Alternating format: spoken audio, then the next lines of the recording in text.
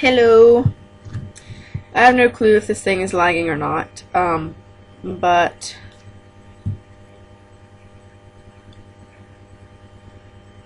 yeah, because I have a different software recording my video. So yeah, I apologize if it is lagging, mainly because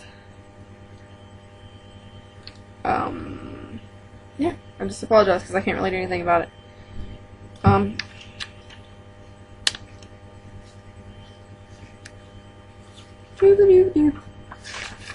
wanted to read a couple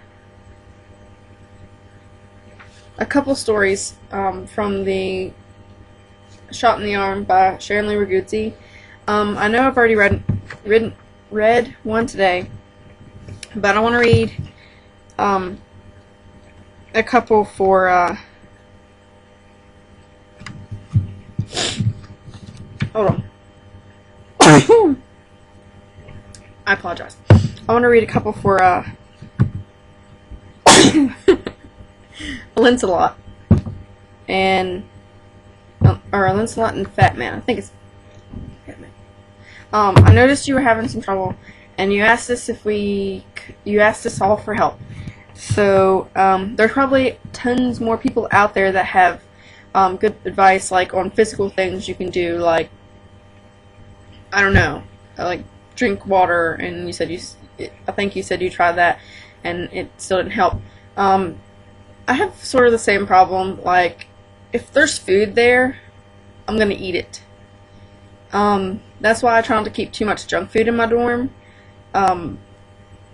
Because if I have junk food there, I know that it tastes a heck of a lot better than some of that healthy stuff out there. So I know I'm going to reach for it before I reach for anything healthy.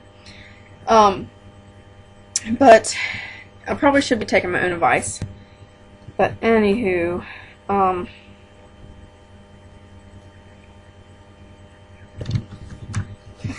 could have sworn I already read this. Okay, I'm going to read two of these to you. If I can find something to save my place with.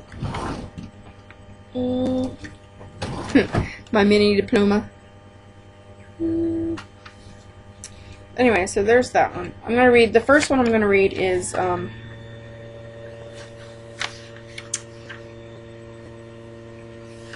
Getting Lost. I haven't read all the way through the book yet, as you can see. This part I haven't read yet. All this I have. But, so I don't know what the stories, I don't know exactly what they're all about, so. This one is titled Getting Lost. Remember, it's by Sharon Lee Raguzzi, not me. Recently I had the opportunity to drive a rental car that had one of those never lost contraptions. After watching its little training demo, I thought I would try it out. It seemed simple enough. Put on seatbelt, start engine, punch in address of your destination. Within seconds I was no longer alone in the car, but was accompanied by a very pleasant female voice. She was very explicit with her directions. Hard right turn in 2.8 miles.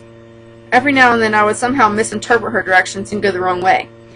I did start to sense some annoyance in her tone as she started recalculating directions, letting me know it was my fault we weren't exactly on track.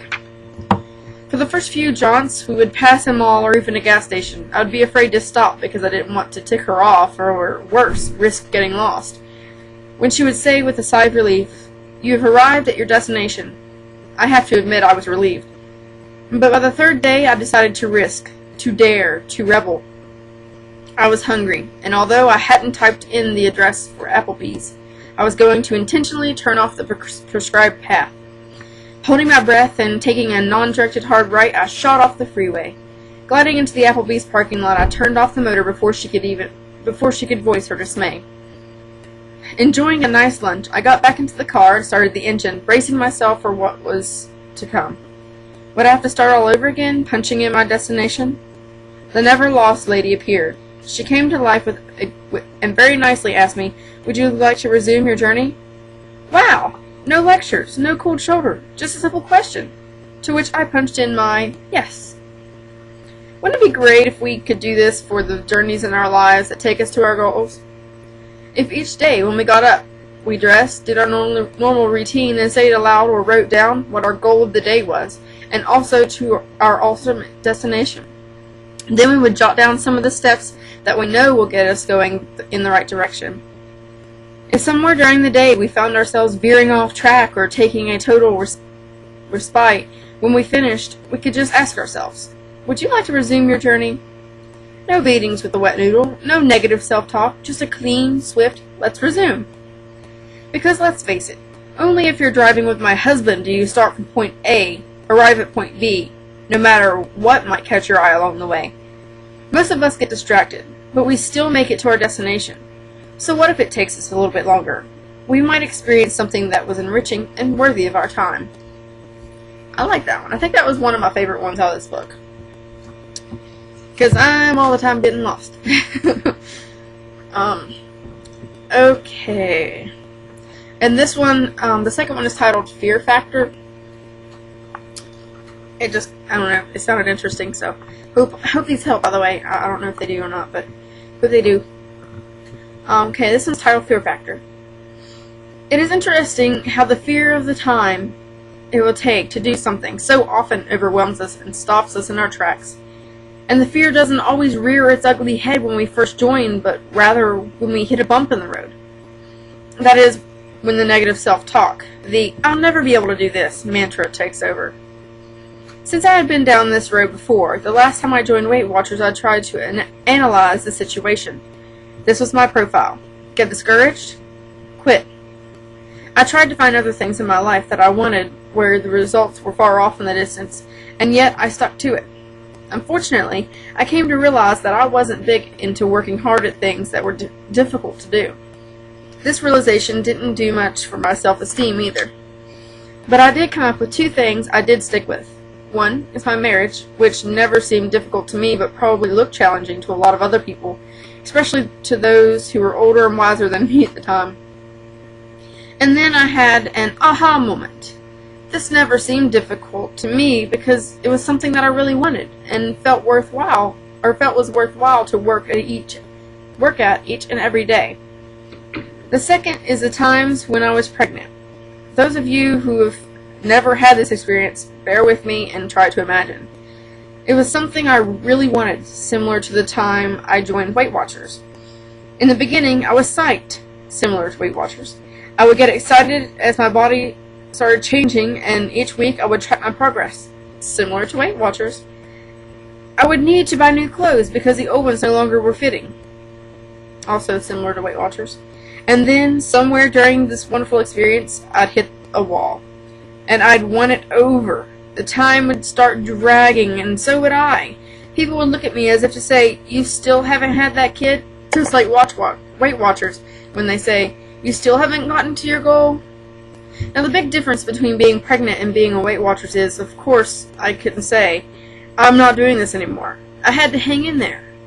But ultimately, I reminded myself that having children was something I wanted. So the last time I joined Weight Watchers, I decided to think of it like it was a pregnancy.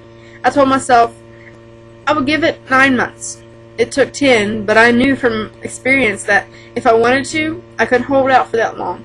This commitment, along with coming every week, no matter what was what, finally made the plan work for me. Anyone for pickles and ice cream? That wasn't a bad one.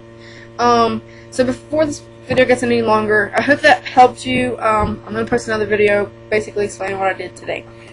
So hope it works. Check out my other channel. Between today and tomorrow, I'm going to try to post a video of my attempt at what Mystery Guitar Man does. It's going to be really sucky, and I don't really care because I'm just going to try it. But yeah, I'm just going to try to do little stuff. So yeah, I'll get off here before it gets any longer, before it reaches 10 minutes.